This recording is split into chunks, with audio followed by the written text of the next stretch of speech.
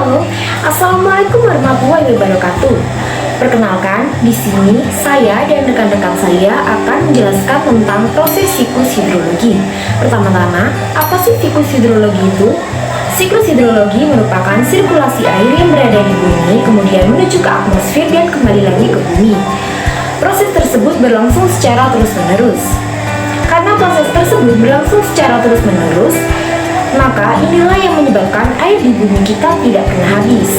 Kemudian, macam-macam proses siklus hidrologi ada 9. Yang pertama, evaporasi, transpirasi, evapotranspirasi, sublimasi, kondensasi, adveksi, presipitasi, runoff, dan infiltrasi. Oke, mari kita bahas secara satu persatu proses siklus hidrologi tersebut bersama saya dan rekan-rekan saya. Oke, kita akan masuk ke inti materi, yaitu proses hidrologi. Proses hidrologi melalui 9 rangkaian proses yang dimulai dari air laut yang terkena sinar matahari akan mengalami proses evaporasi. Proses evaporasi adalah peristiwa berubahnya air yang ada di permukaan bumi menjadi uap air dan naik ke lapisan atmosfer.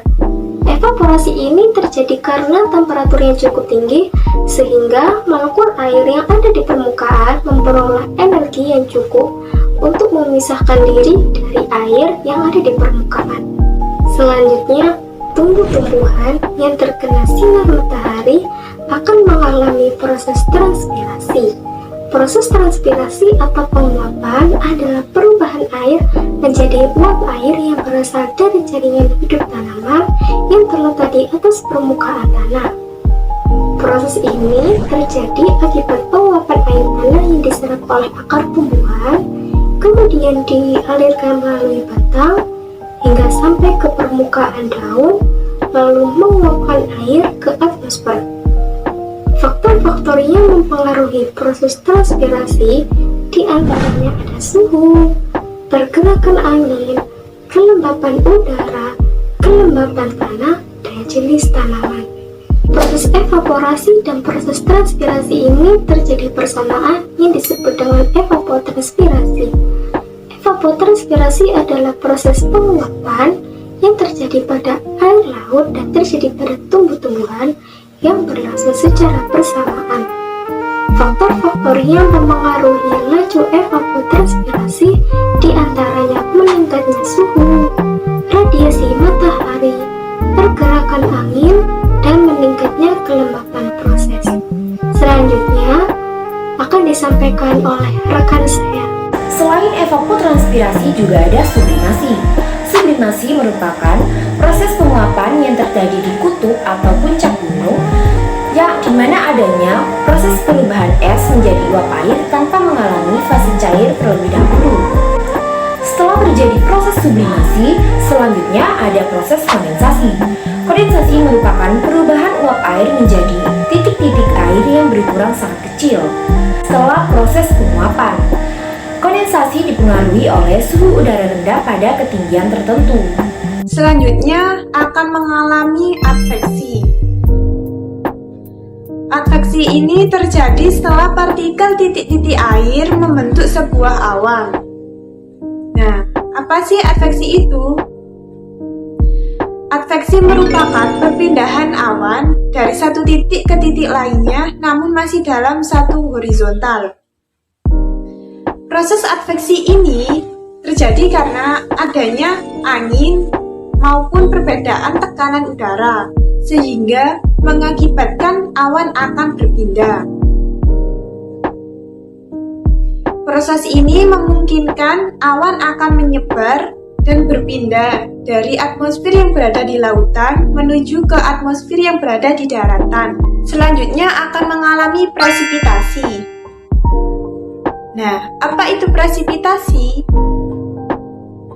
Presipitasi merupakan perubahan wujud uap air menjadi curahan atau jatuhnya air dari atmosfer ke permukaan bumi, yang dimana sering kita sebut dengan hujan. Presipitasi bisa terjadi di dua tempat.